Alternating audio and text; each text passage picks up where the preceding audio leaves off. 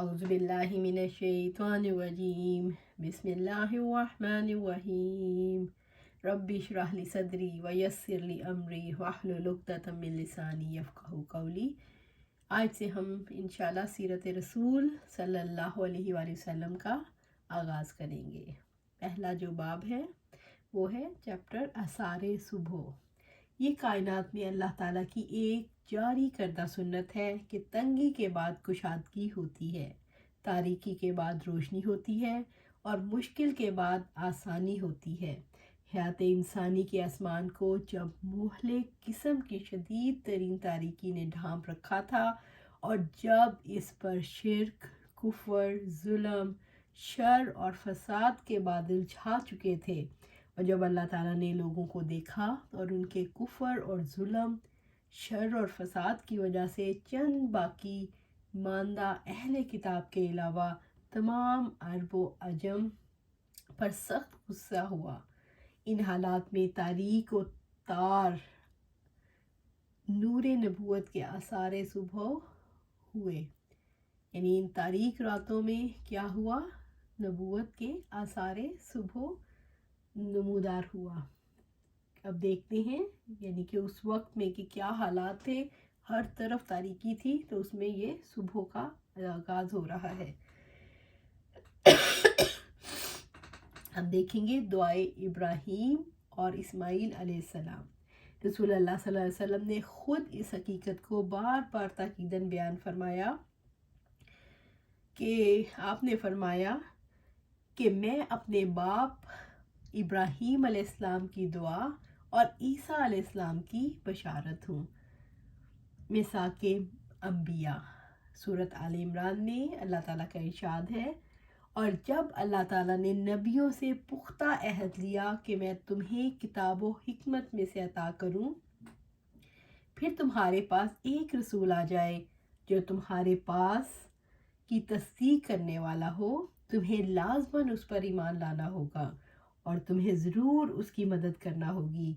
अल्लाह ताला ने फरमाया, क्या तुम इकरार करते हो और इस पर मेरा अहद कबूल करते हो? उन्होंने कहा, हमने इकरार किया। फरमाया, फिर गवाह रहो और मैं भी तुम्हारे साथ गवाह हूँ उन सब गवाहों में।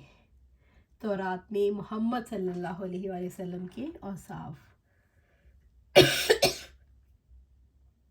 तौरात में आता है कि मैं आपकी मिसल उनके भाइयों के दरमियान से एक नबी खड़ा करूँगा, चुनाचे मैं अपना कलाम उसके मुँह में रखूँगा, बस उनसे वो वही कलाम करेगा जिसकी मैं उसे वसीयत करूँगा। जिस शख्सियत के मुँह में अल्लाह ताला अपना कलाम रखेंगे वो मोहम्मद सल्लल्लाहु अलैहि वसल्लम के अलावा और कोई नहीं हो सकता, क्योंकि कुरान करीम आप सल्लल्लाहु अलैहि वसल्लम के कल्बे अतहर पर नाजिल किया गया। आप वही बातें करते हैं जो उसमें आई हैं और उसके हक़ और हदायत और इत्लाए खैर की जानिब बुलाते हैं।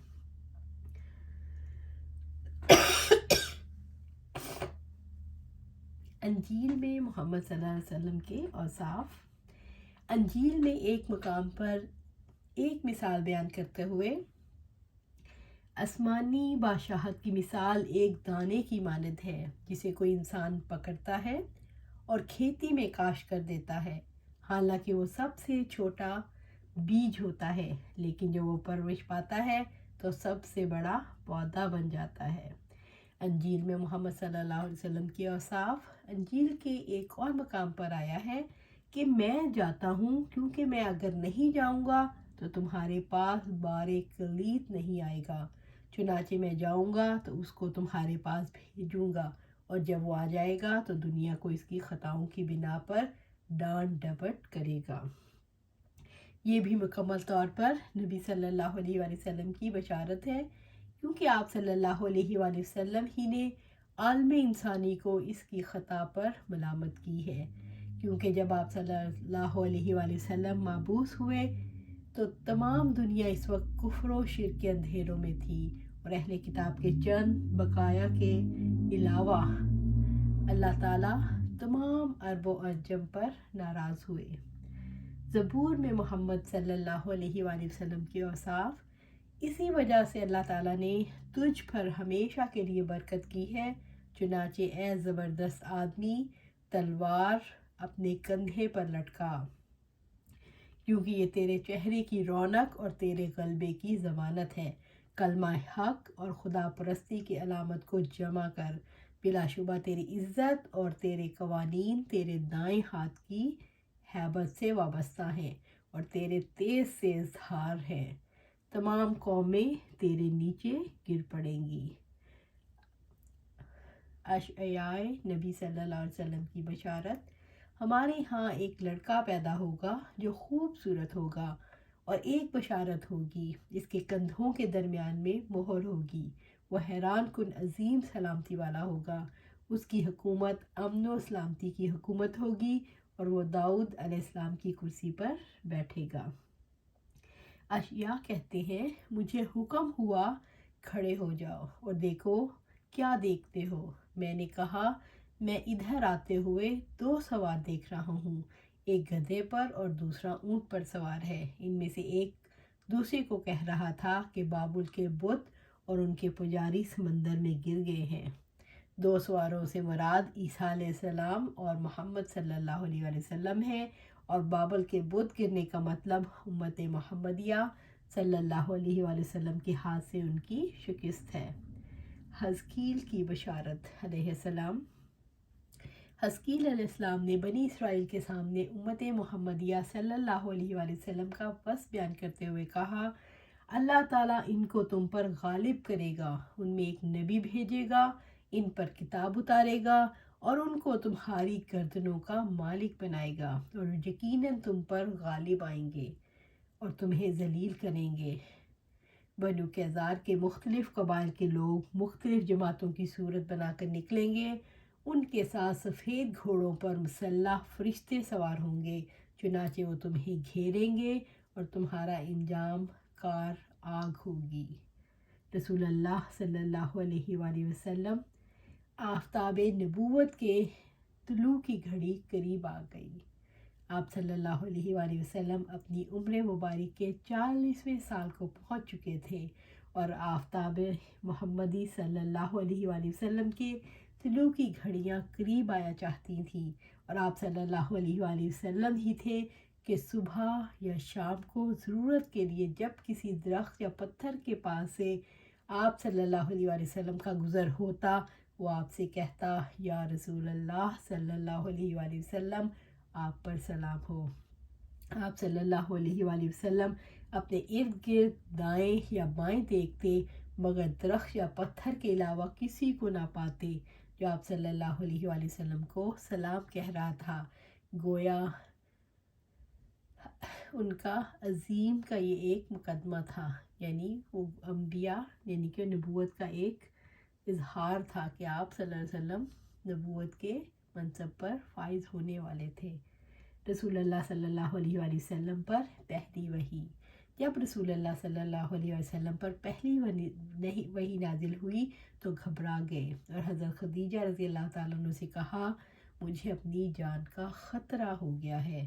حضرت خدیجہ رضی اللہ تعالیٰ عنہ نے ڈھارس بندھاتے ہوئے کہا، نہیں نہیں، ایسا ہرگز نہیں ہوگا، آپ کو اللہ کبھی ضائع نہیں کریں گے۔ آپ صلہ رحمی کرتے ہیں، ناداروں کا بوجھ اٹھاتے ہیں، تہی دستوں کا بندوبست کرتے ہیں، مہمان کی میزبانی کرتے ہیں اور حق کے مصائب پر اعانت کرتے ہیں۔ رسول اللہ صلی اللہ علیہ وسلم کی جسمانی حسن و وجاہت۔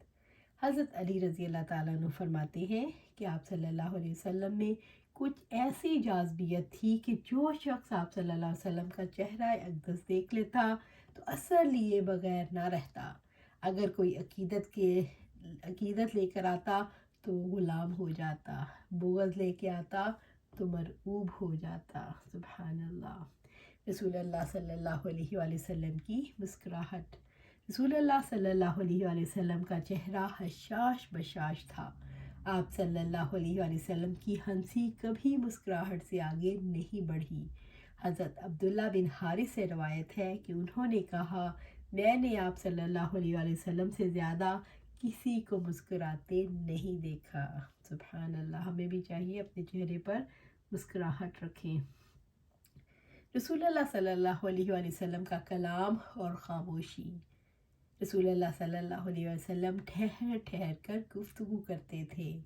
آپ صلی اللہ علیہ وآلہ وسلم خاص باتوں پر زور دیتے تھے اور اسے کئی بار دہراتے تھے۔ آپ صلی اللہ علیہ وآلہ وسلم بلا ضرورت گفتگو نہیں کرتے تھے، کلام کو طول نہیں دیتے تھے، صرف وہ کلام کرتے جس پر ثواب کی امید ہوتی۔